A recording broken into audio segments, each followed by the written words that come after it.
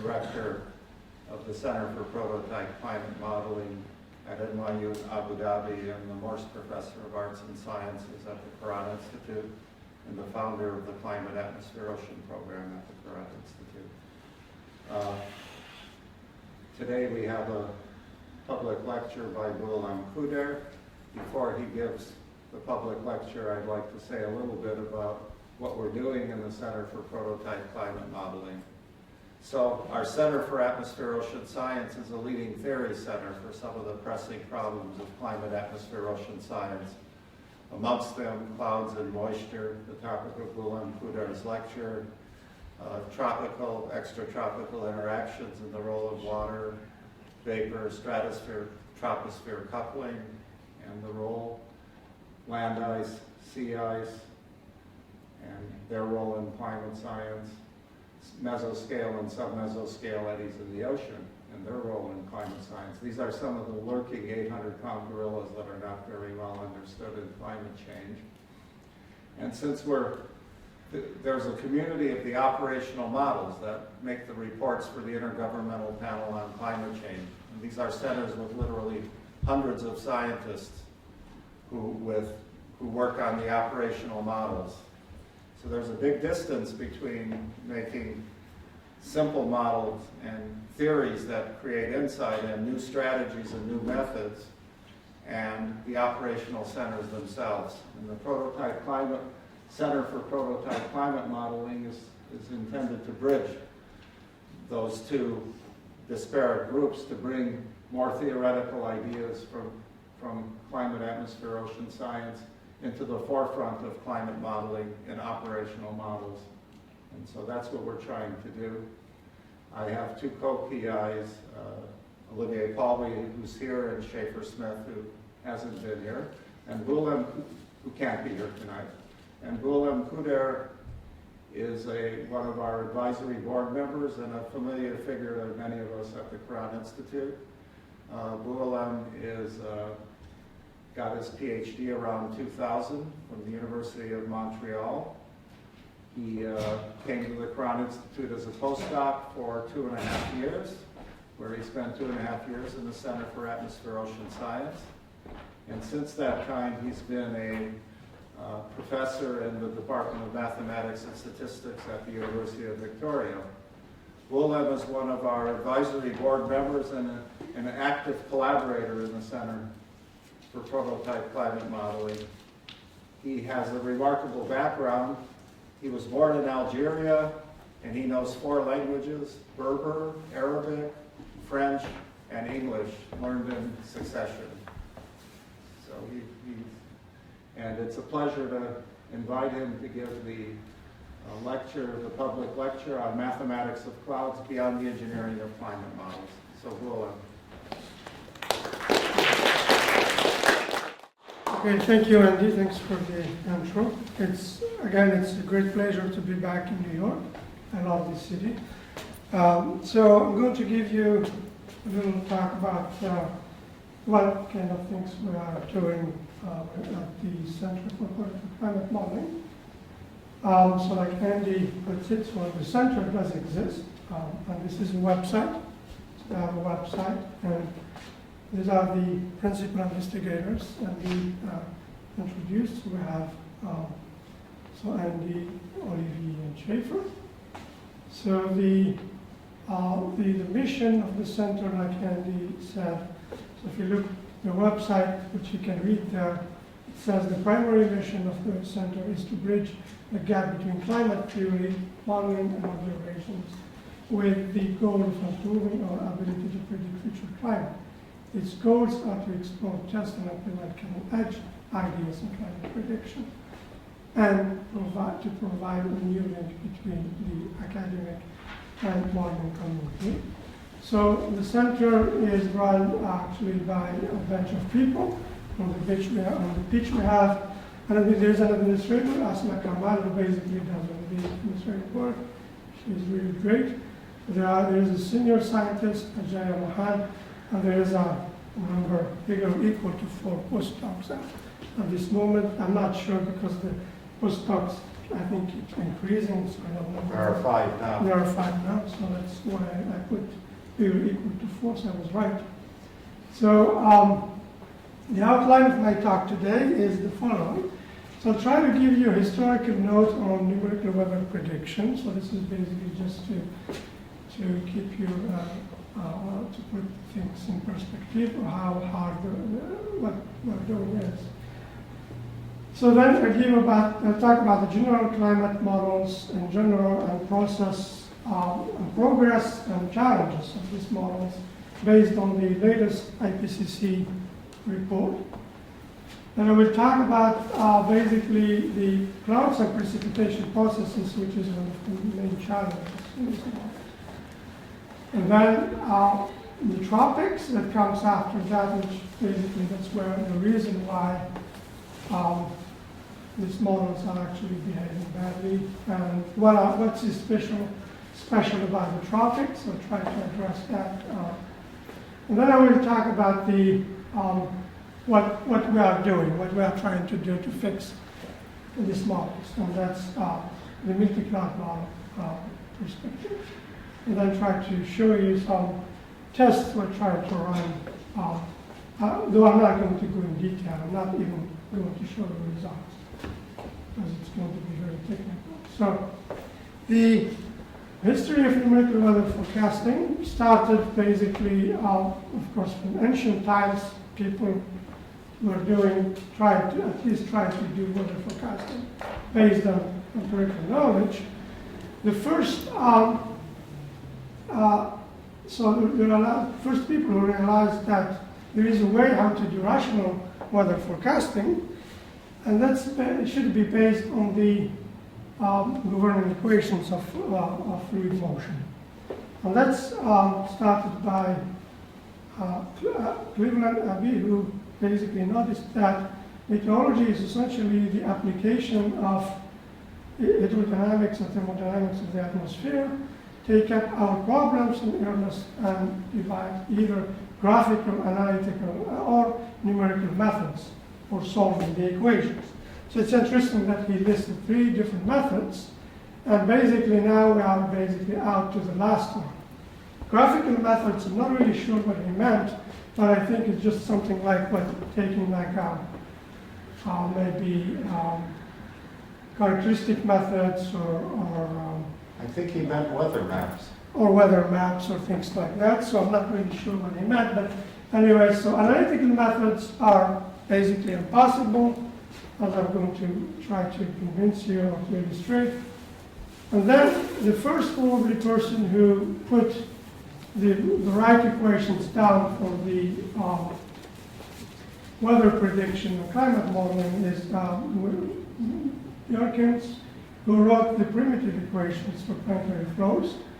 And these are basically based on the Navier-Stokes equations that do not have an analytical solution. So Bjorkins said in his work that the initial state of the atmosphere is determined using observations. Then you use the laws of motion to calculate how the state changes over time. This is exactly what people do in weather centers, how to predict the weather and climate. So the Navier-Stokes equations actually are very hard to do analytical progress and solutions on them. In fact, there is a prize by the Clay Institute of $1 million if you try to do any progress on them. So the Navier-Stokes equations are these equations. So don't worry, I'm not going to ask you to solve them today. So just try to show you what they are. Basically, it's the laws of physics, basically conservation of momentum. That's basically the second Newton's law. And then conservation of mass. And then basically this is based on the acceleration of fluids elements, which is the basic difficulty comes from, the main difficulty comes from just known as the material derivative. So the acceleration of fluids feeds back, etc., and to itself makes this huge nonlinear term that makes the equations very hard to solve. So to convince you, this is the web page of the Clay Institute where they mention the Navier-Stokes equations. if you want really to go there and get the price. So what they say on that page, waves follow our boat as we wander across the lake, and turbulent airs currents follow our flight in modern jet. Mathematicians believe that an explanation for and the prediction of both the breeze and the turbulence can be found through an understanding of solutions to the Navier-Stokes equations. Although these equations were written down in the 19th century, our understanding of them remains minimal. So this is the challenge, is to make substantial progress is really Of course, this is not what we are trying to do, and no one is trying to do this to try to make weather or climate predictions. So analytical models methods are impossible. Graphical methods are probably rudimentary and not that accurate. So what's left is numerical methods. So what's numerical methods is what led the first person to do numerical modeling of weather is Richardson.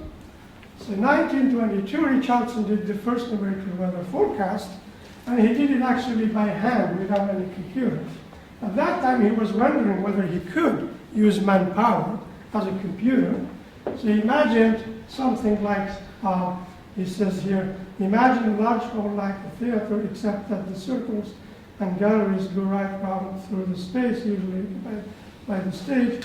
The walls of this chamber are painted to form a map of the globe. A myriad of computers. Computers means human computers, so people basically take computer by hand, are at work upon the weather of the part of the map where they each sits. But each computer attends only to one equation or part of an equation. The work of each region is coordinated by an official of higher rank. One of these studies is to maintain a uniform speed of progress in all parts, etc. In this respect, it's like a conductor of an orchestra, etc. So this is kind of interesting. And he actually estimated that it would take like 64,000 people to make a meaningful prediction, to predict the next day's weather before it actually arrived. And guess what? This is what modern computers try to do. So Richardson basically is an early example of what we know now as massively parallel computing. So where we have all these computers that talk to each other and try to make the weather predictions. They do it exactly like Richardson imagined it. So Richardson basically did his work when he was serving in World War I as an ambulance driver. He did it over, I don't know how many years. He did 6-hour forecast over Europe, used data from 1990 as initial condition. So basically, he followed Bjorken's idea to use observations initial condition and evolve them. But his results actually were not that good. He got very disastrous results. He got pressure perturbation of over 145 hectopascals. Imagine this is roughly like trying to displace 2 kilometers of atmospheric layer in the boundary, which is huge. So this is a huge error. So he basically, but he actually noted that the reason why he failed is because his initial conditions were not filtered. They were very noisy. This is actually true in some sense, and people tried his experiment by filtering his initial data and were able to find nice results. But there is a catch. That's not the truth. That's not why he failed. He could have actually got the right idea if he understood something. Actually, that's von Neumann who suggested that. Basically, von Neumann was the first to try to introduce a computer to weather forecasting. So the first thing von Neumann noticed in Richardson's work is that his false attempt was due to violation of the current Frederick-Louis condition. So this is a condition for stability of numerical schemes that's been devised by Courant and Frederick and Louis. And so basically that allows time steps that are restricted by the grid. So you cannot advance in time too much further if his grid is a certain one. So von Neumann made this basically very interesting remark that progress in nonlinear partial differential equation won't be possible like, if we don't use computers. So then he decided to build his own computer. He built the ENIAC, the first computer, and then he viewed weather forecasting as one example to test his computer on, as one. It's both a practical and a scientific challenge. So then he worked with Jules Charney, who was the first basically to try to reduce the primitive equations that were proposed by Merkens, and he proposed some what we know as the QG equations, which are reduced equations that are probably simpler, and then with von Neumann they tried to solve them on this early computer, but then they figured out even Charlie's QG equations were too complicated for this early computer. Then he used a simpler model known as the barotropic equation. So the barotropic equation is simpler, that they were able to run it. So they ran it for, I think, 1 day to make a 1 day prediction or something like that. So the same computation, you know you can do it in a few seconds on a cell phone. So you can see how much progress we made between them. This is the computer they used at that time. So this is the basically what you find as interpretation of the people how this is actually how Richardson appreciated the work.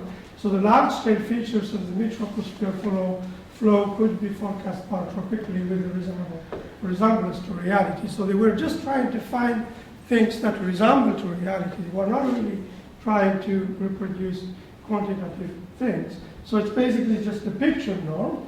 So basically, this is where climate models, global climate models, are at this moment.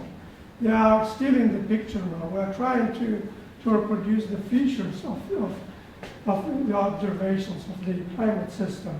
At that time, they were trying to reproduce weather systems, like local, regional weather systems on computers. But now weather is very accurate at this point.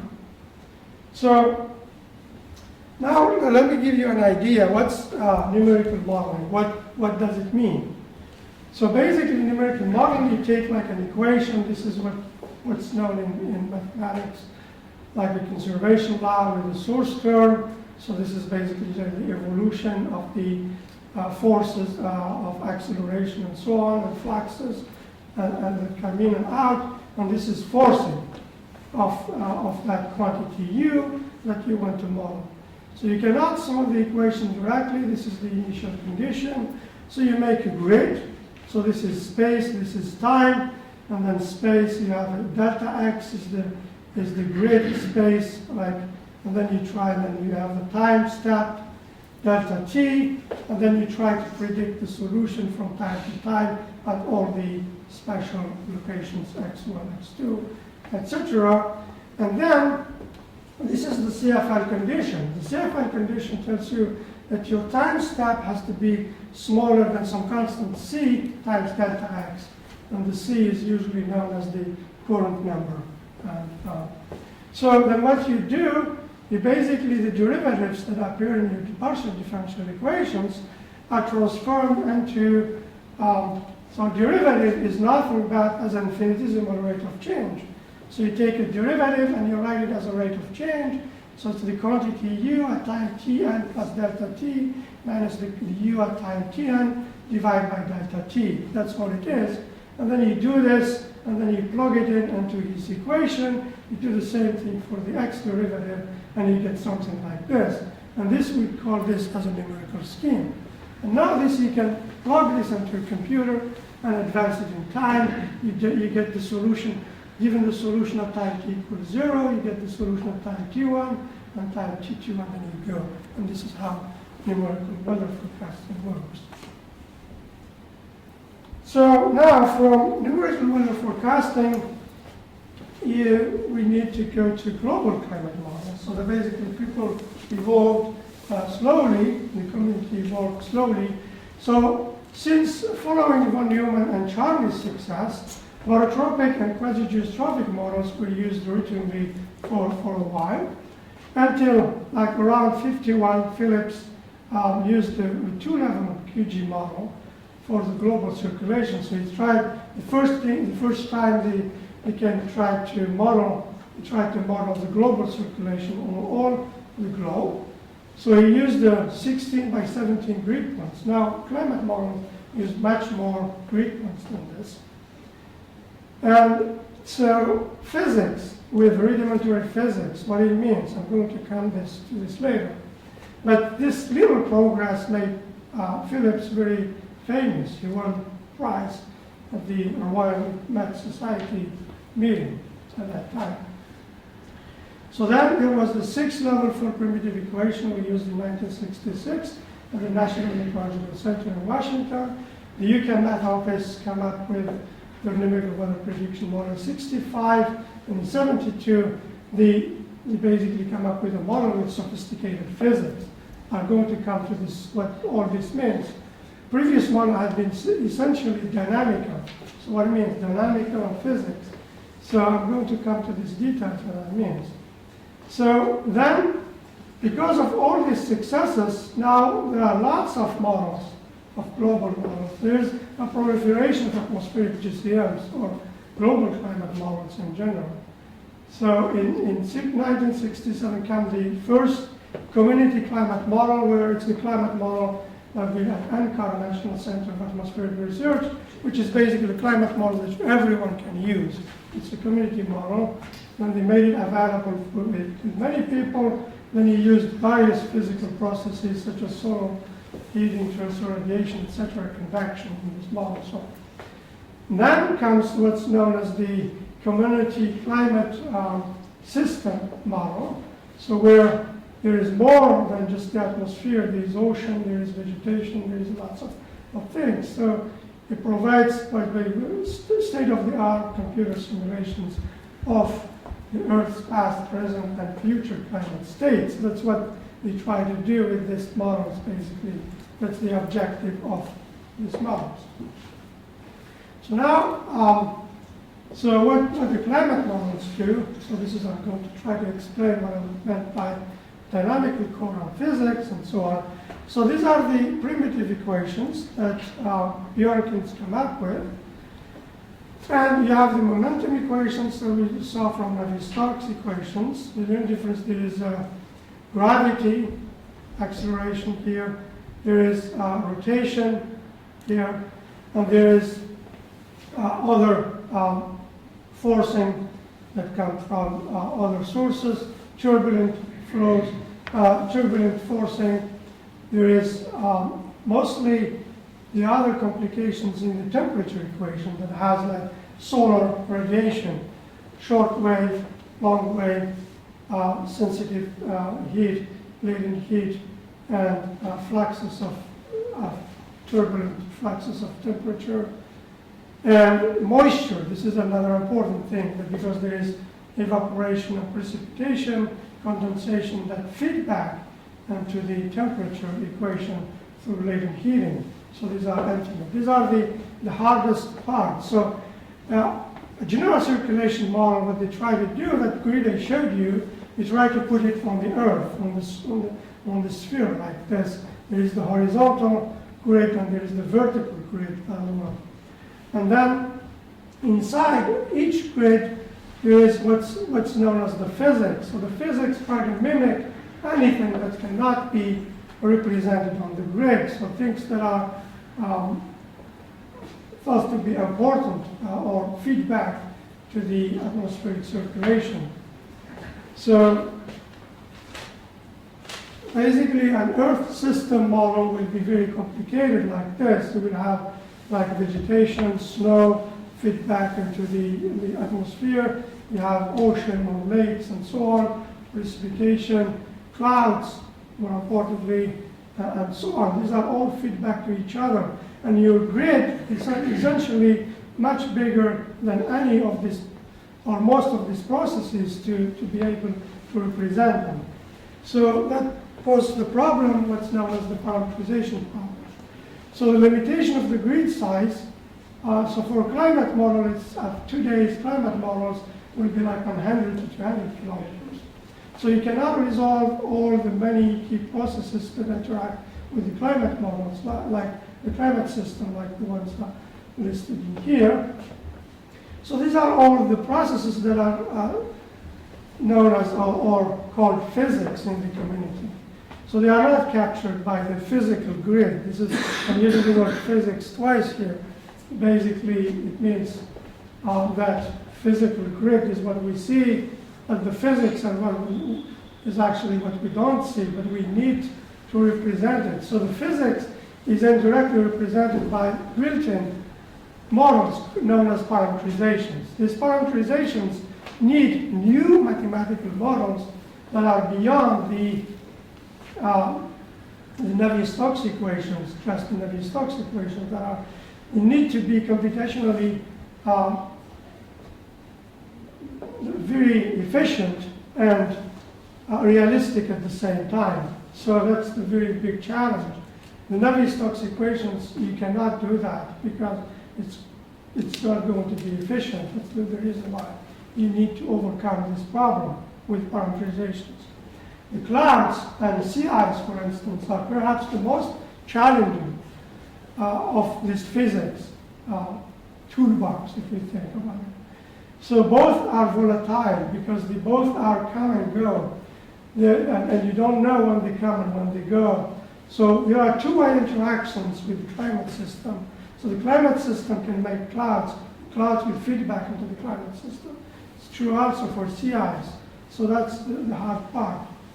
So in this business, observations are routinely used to gain physical insight and build intuition for parameterization. So you use the observations to try to learn how to build new equations for this clouds, for this ice, sea ice, how it evolves as a different entity from the Navier-Stokes equations, and then put these models into the GCM. So this is basically what we're kind of trying to do. So let me now try to convince you about what's happening now in climate models. So probably most of you have heard about the Intergovernmental Panel on Climate Change, which is led by the Native Nations, or UNESCO. And so they have reports, and they make assessment reports on climate change. And this is the 5th assessment report, just came up, I think, in this month, or early this month, or in October for some lucky people.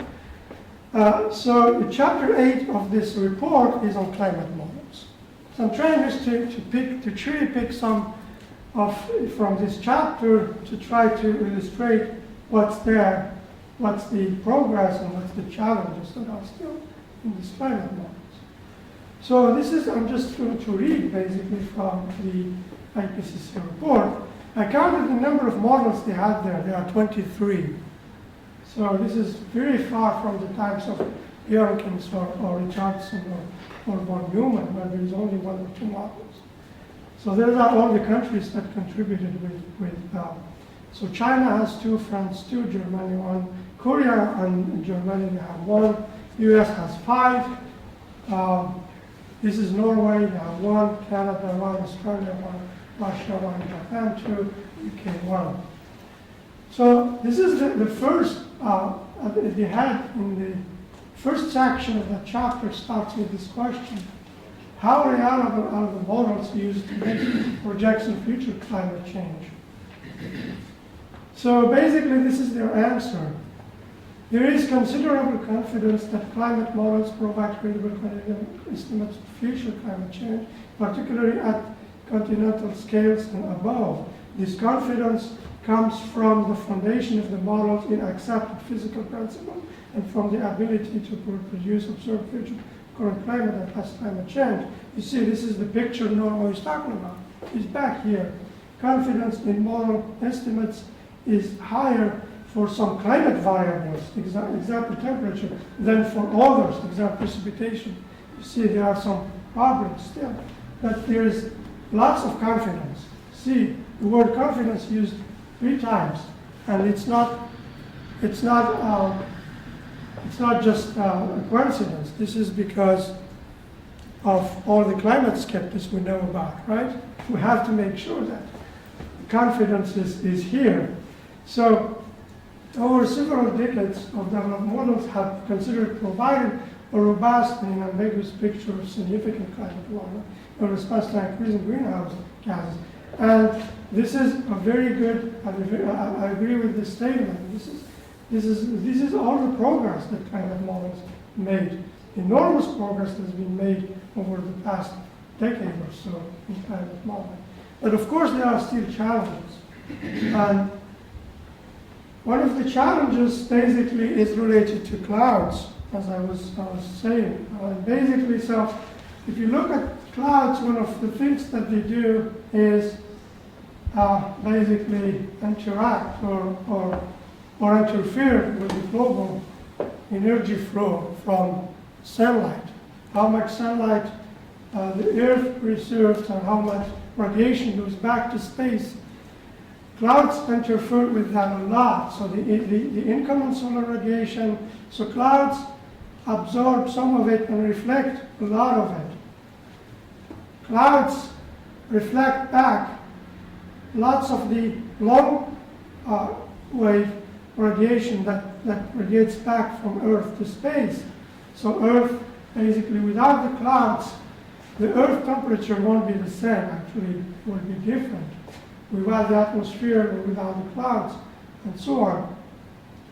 So that's one important. So this is the picture where compared lots of all these models with respect to short-wave and long-wave radiation emission that's been emitted back to outgoing long-wave radiation, outgoing short-wave radiation here and here. So what you see on the black line is what we call the mean model. So the mean model is when they take all these 23 models and combine them and they make one mega model.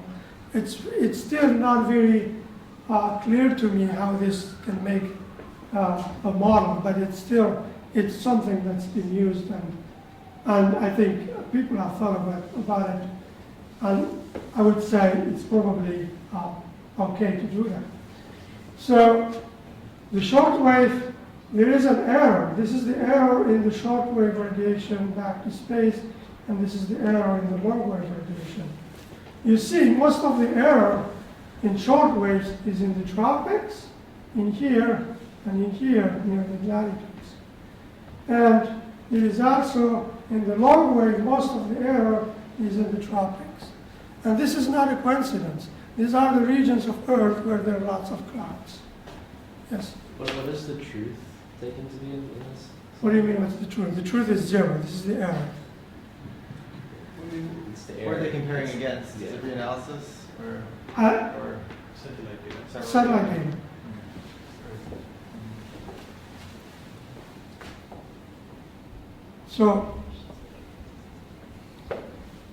So these are the biases they basically list under the same chapter. So this is one of the pictures that basically was kind of problematic in terms of mean precipitation. So what you see in the tropics, there is lots of, this is what's known as the IPCC, the convergence zone, the intertropical convergence zone. So you see this is in the observation in the north, and this is the south. And the south is like drifts southwards like this. In the models, the south IPCC, the southern IPCC is kind of runs parallel. So this is one of the problems in the models, that it's in the tropics, like you see. So under this section, where we talk about moisture and precipitation, so they say that there is a tendency to underestimate rainfall over the Amazon. There are deficiencies in the Milky model mean precipitation field. There is a distinct tendency for models to orient the South Pacific convergence zone, which I showed here, and excessive precipitation over the Western Indian Ocean and over the maritime continent. Systematic biases in the location of a major region branch of the water circulation. The water circulation is the circulation that comes off the equator and basically makes descents in the subtropics that makes the dry air, brings it down into deserts and so on. No, that's Hadley. No, this is the Hadley. Okay, the water, it's the other way around, so it descends over the eastern Pacific. So despite the apparent scale, many models individually display substantial precipitation biases, especially in the tropics.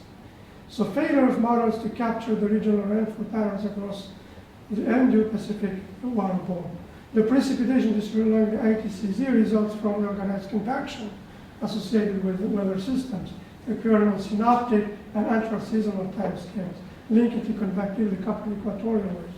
I know for many of you, this jargon doesn't mean much. But what it says is basically there are processes in the tropics that are between the cloud scale and the climate scale, and somewhere there that these models are not capturing. And what we are after is this.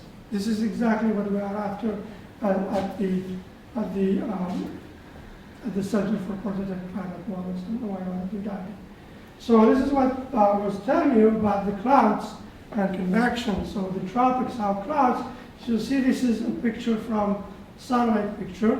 So you see the cloudiness over the location where the big arrows in outgoing short-wave radiation over the tropics and this mid-latitude weather patterns. And of course in the tropics you have the Western Pacific and the Indian Ocean region came a lot in that assessment as deficiencies. This is where these weather systems I was talking about in the tropics are more prominent. And these are the ones that give hard time to the climate model. So let me just rephrase why clouds are important. Clouds persist mostly over the tropics and mid-latitudes, as I showed you. Clouds and mid-latitudes are slave to synoptic scale weather systems. So that's basically an easy target for climate models. So that's why it's okay if the clouds are not resolved, but because they are slave to the systems, climate models can still get away with it.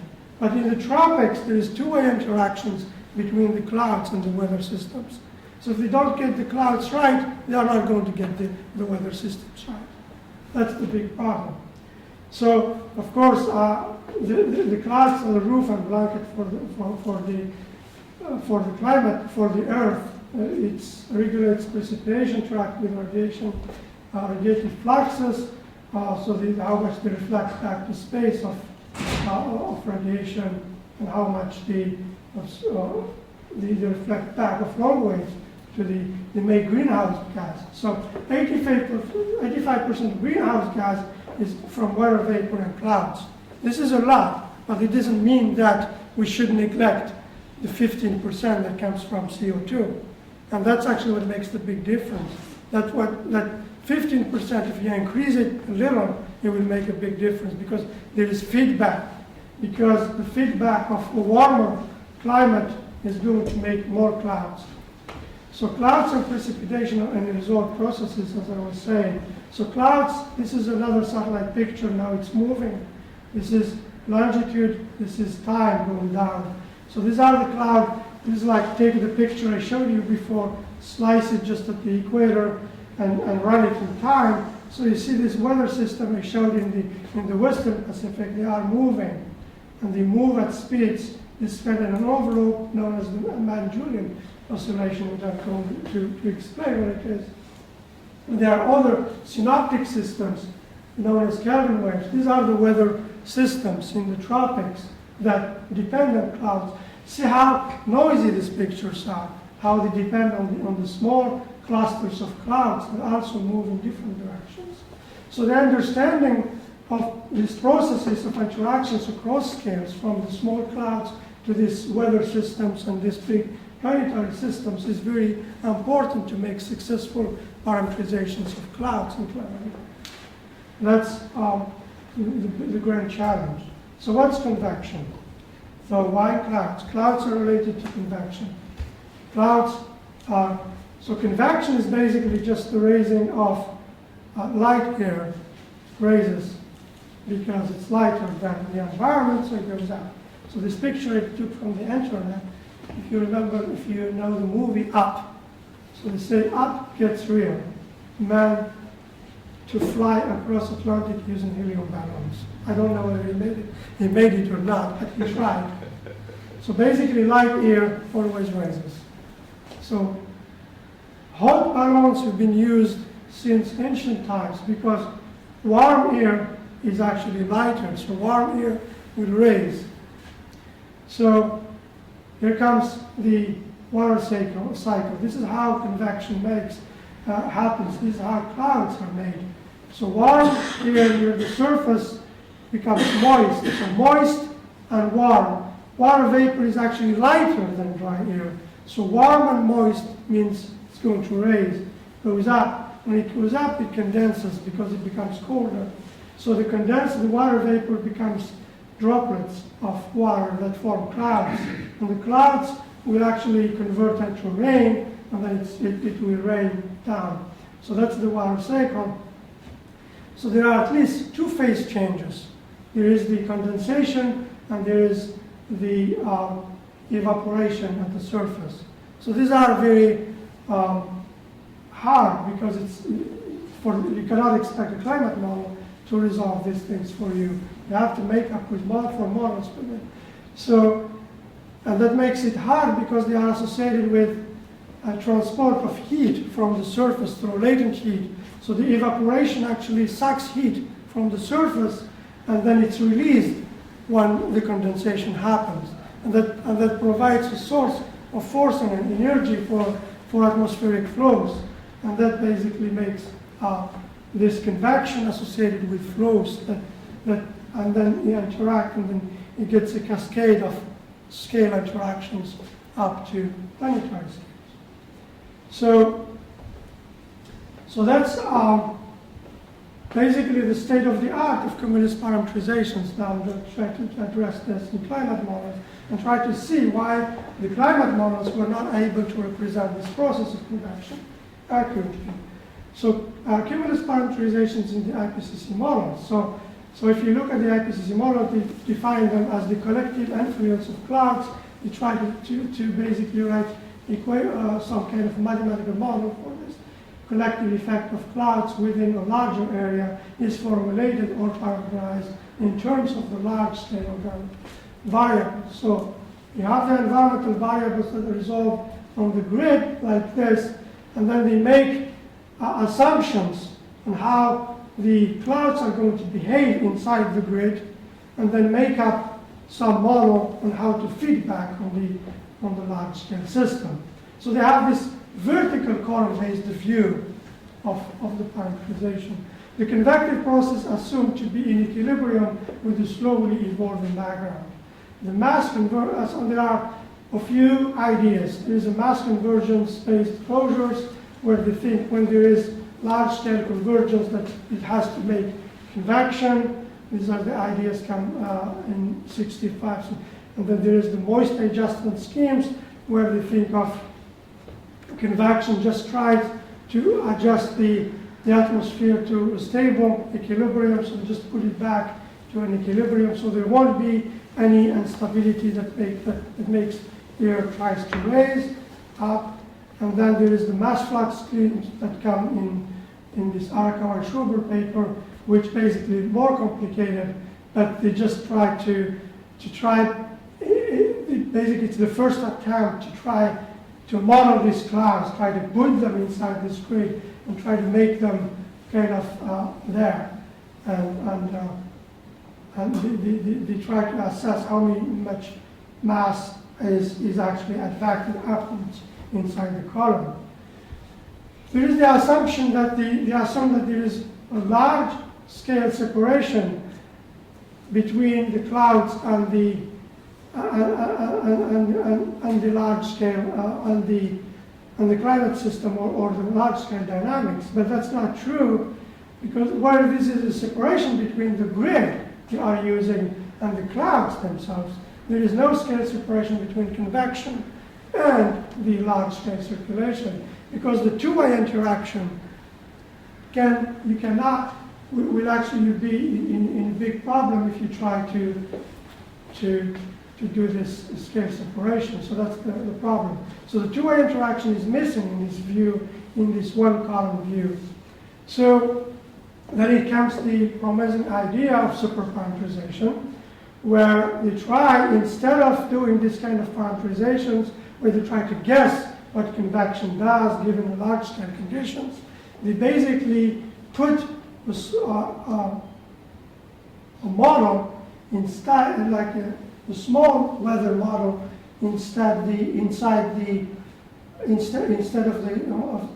cumulus parameterization inside of the grid column, and then solve the equations in there. But you solve just in one direction, so it will be cheaper. But it's still too expensive for today's computers. So this is basically what people think. This is not my slide. I just took it from the internet. It's some course in methodology. So the current parameterization schemes are too simple to describe the nature of the processes. Our knowledge about physical processes and feedback mechanism limits the improvement of parameterization. Superparameterization seems to be a better way to represent physical processes, again, correct the typos, compared with conventional parameterization. It's only used in climate processes, CRM. CRM stands for these weather models that can represent clouds. So computational costs are very expensive. It's kind of an interesting phrase there, but sentence. About 100 to 1,000 times more than conventional parameterizations. So that's a problem. So our idea is try to do this processes to understand them and represent them with parameterization, instead of trying to represent them with super parameterization. It's very costly, or just try to make up some models that don't take into account this large-scale interaction. That's the key idea. So looks like I have only 10 minutes left, so I'm going to go fast here. So what's next? So the tropical, the big problem is in the tropics. That's where all these models have problems. Why this cumulus parameterization are not working? Why do what observations and theory actually tell us? So I'm just trying now to use some observations and see to understand more. So I'm just going to give you some hints on what the things are. So one thing is that convection in the tropics or clouds, they have a life cycle. And this column view of convective parameterizations fail to represent that.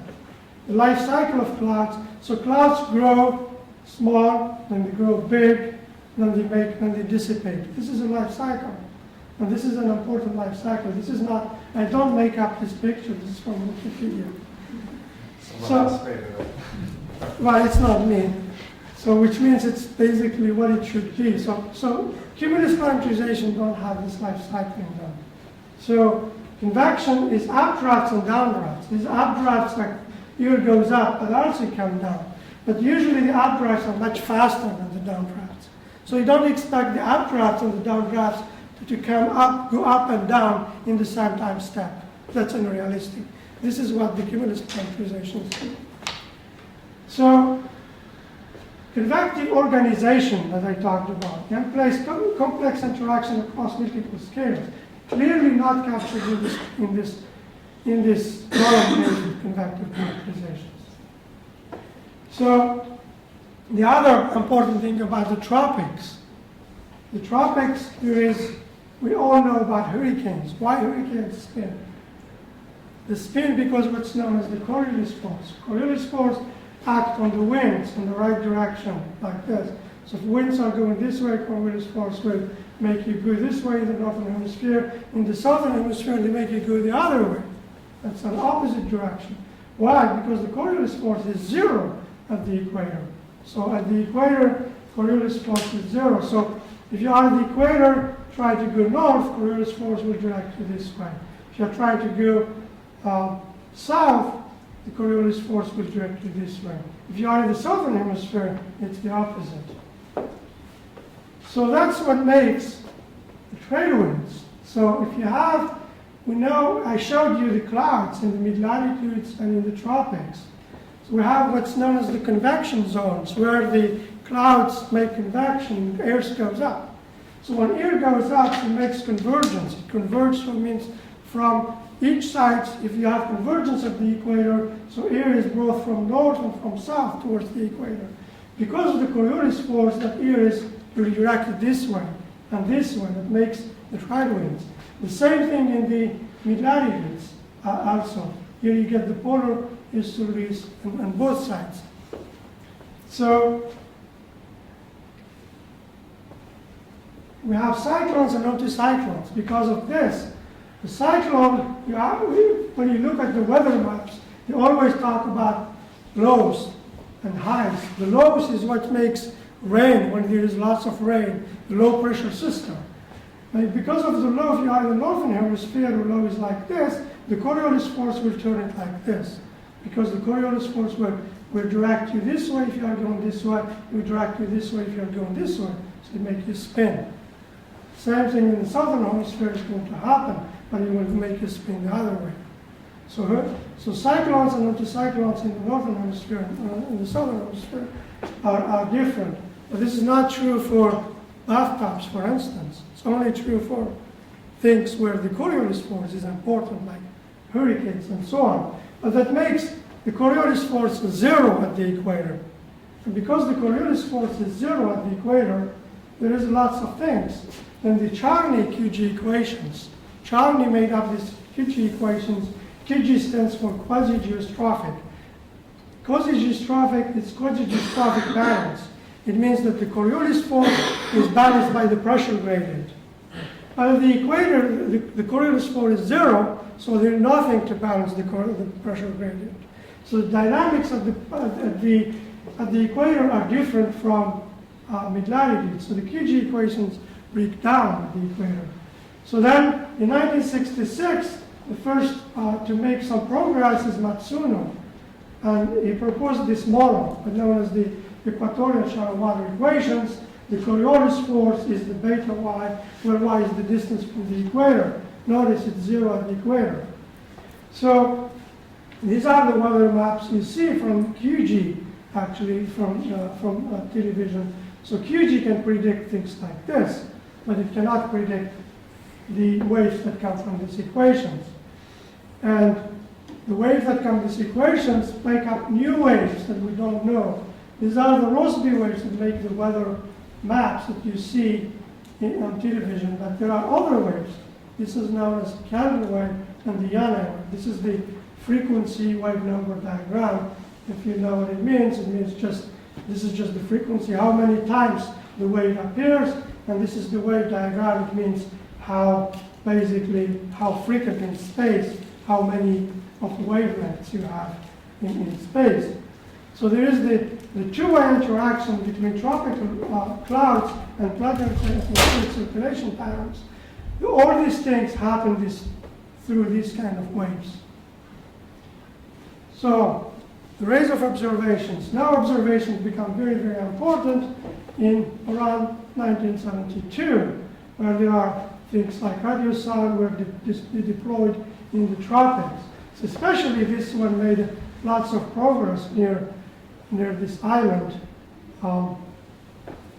near the Canton Islands here in the Indian Ocean, and in the Western Pacific, in the Pacific Ocean, where Madden and Julian discovered a famous oscillation known after them, 40 to 60 days. This is a planetary scale system, and they describe it like this. So it's connected to convection. So it's basically, this is Africa, this is Indonesia, and this is South America. This is the whole equator. So this is the Indian Ocean. This phenomenon starts over the Indian Ocean. You have a huge bulb of convection of clouds. It's like the system I showed you before. And then that matures, becomes very deep clouds. Remember the life cycle of clouds. The shallow clouds then grow to big, and then they make these huge circulation patterns. And then they move, the system moves eastward at 5 meters slowly. at 5 meters per second and dives somewhere in the Pacific Ocean, in the middle of the Pacific Ocean, somewhere here. Actually, probably it's by chance, because where they saw it is near where it dives. Because most MJOs now don't really make it here, they dive somewhere here. And it's kind of very interesting that they use data from there, and they were lucky. So the important thing is this MJO I'm talking about is a phenomenon that's at the weather and climate intersection. So it affects lots of weather and climate phenomena. So this is like non-exhaustive list that you can find in literature. So all the intra-seasonal variability, almost anything you take in the climate system that varies between, has a variability between 20 to 90 days, there is a big chance that that variability is due to a coupling with the Madden-Julian oscillation. The MJO basically it's a connector between weather and climate. So there is no separation with weather and climate. So nowadays, climate centers use what's known as seamless predictions, where the same model is used for both weather and climate, because there are features like the MJO that affects both the climate and weather, and you need a global model to simulate the MJO. So I'm not going to go into this list, it's too long, and I'm running out of time, but that's really things like tornadoes, the surface cold surges, hurricanes, monsoons, floods, I don't know, so many parts of the cloud. So this is where GCMs do poorly in the IPCC GCMs.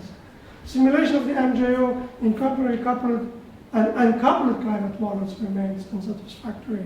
Coupled means coupled with the atmosphere, with the ocean, or not coupled with the ocean.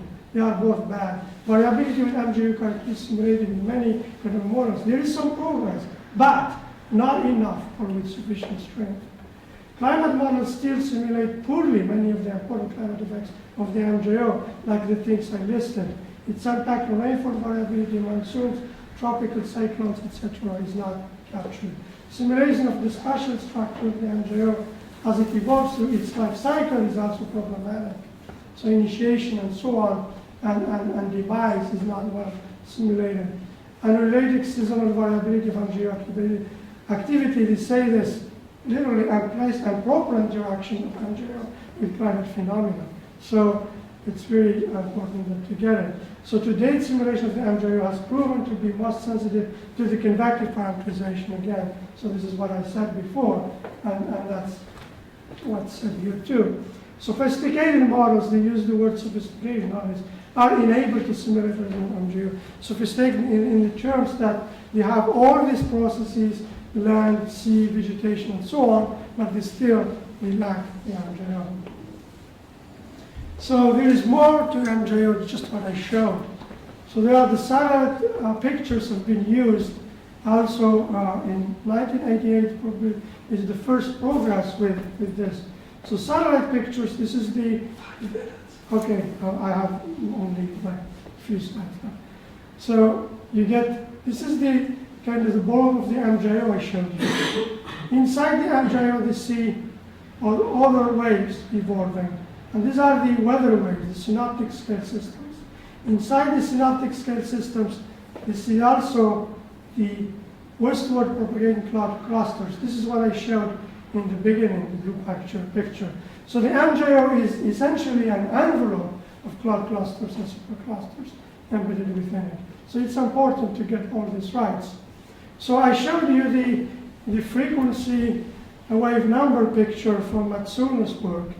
And the Willering, Kiladis, and Takayabo projected these satellite pictures I showed you before, and so they do just Fourier transform and project onto these waves, and they see prominence of these waves. Basically, they see now this simple model that I showed for tropical dynamics.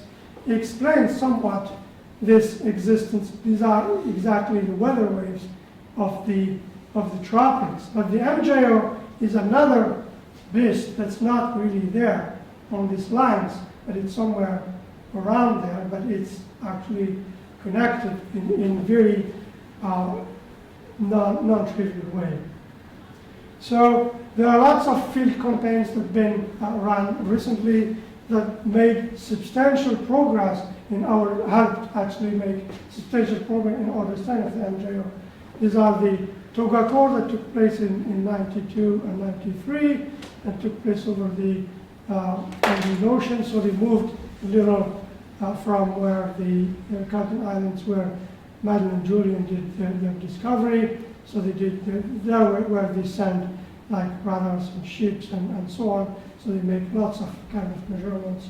And there is another one just recently, and this is an international effort between many different communities. And this one targeted the initiation of the MJO in the Indian Ocean. And that gave us more understanding actually what happens in the MJO. The MJO is not the same, is not that picture that Madeline and Julian suggested. It's just one this big cloud that moves. There are many clouds. There are very small clouds and there are big clouds that evolve inside it. So there are lots of cloud types inside this MJO envelope. And then inside the envelope, there are synoptic scale systems, and actually they are like Russian doors. They are all inside each other, but they look like each other. They all have the same structure. Small clouds, which we call congestus, and deep clouds, and then stratiform envelopes. If you want the life cycle of the cloud, the primary stage, the mature stage, and so on. And this is at the synoptic scale. This is at the mesoscale, the clusters, the superclusters, and the MJO. So then, but what we took the idea to make up the multi-cloud model. It's based on these three cloud types. We make up these three cloud types and use that, write mathematical equations, and put them in the GCR. So that's basically what we did, and that's why it kind of successful. We tried to mimic how these cloud types interact with each other and how they interact with the environment. So this is just a picture of how successful the multi-cloud model is. We reproduce instabilities at the locations where these cloud clusters, the superclusters, actually are seen in observations. We see them as instabilities in this model. We reproduce the MJO very nicely in a climate model when we put this into a GCM.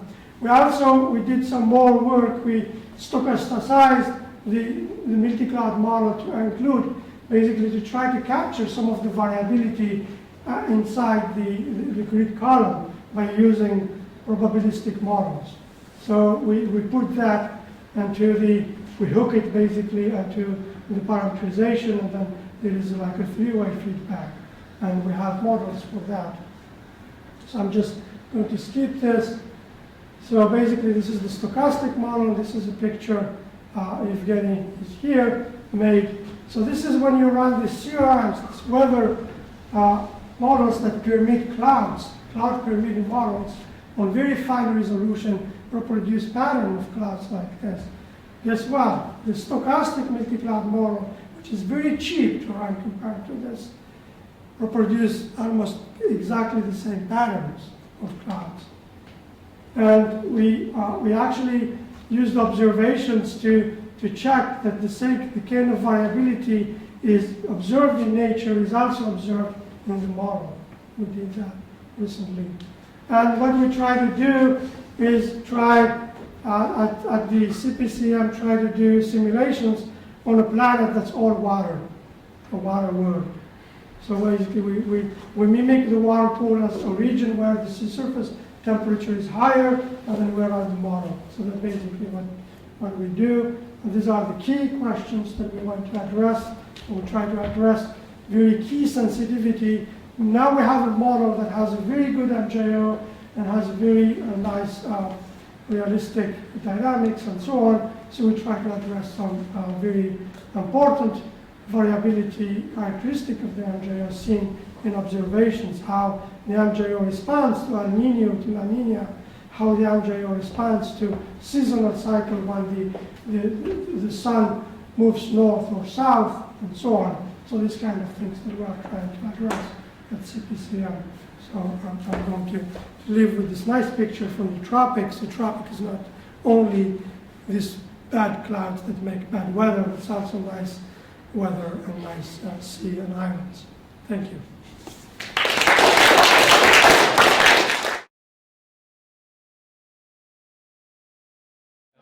I was just wondering, the guy who did the numerical weather prediction by hand, what CFL did he use?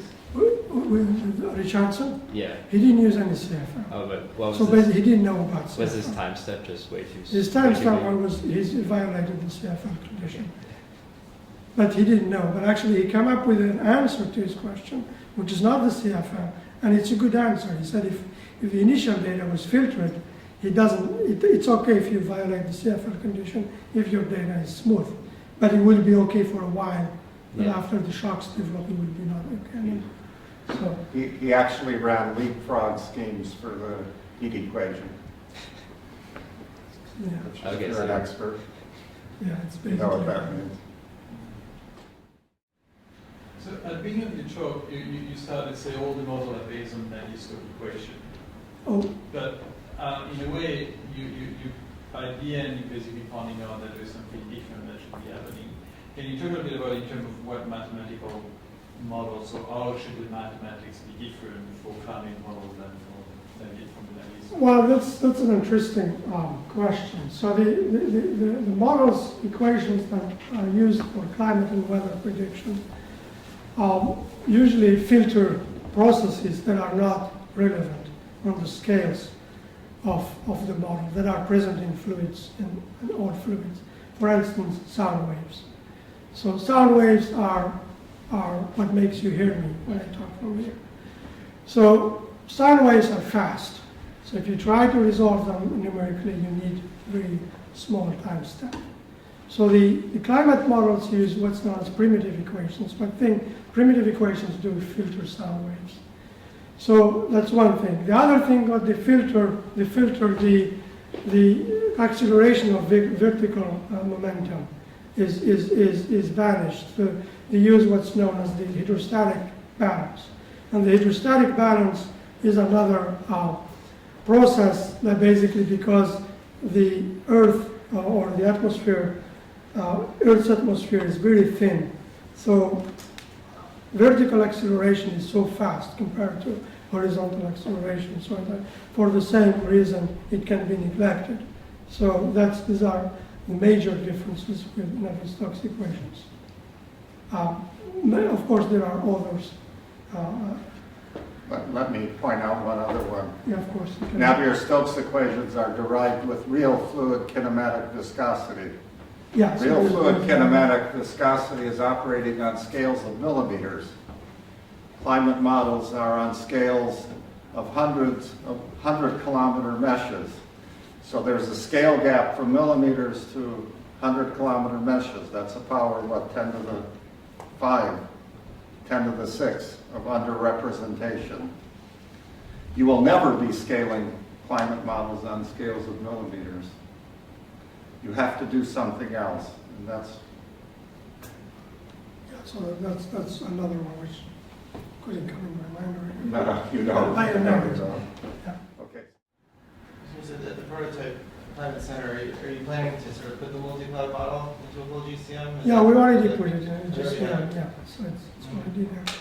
Yeah, both the stochastic and the deterministic.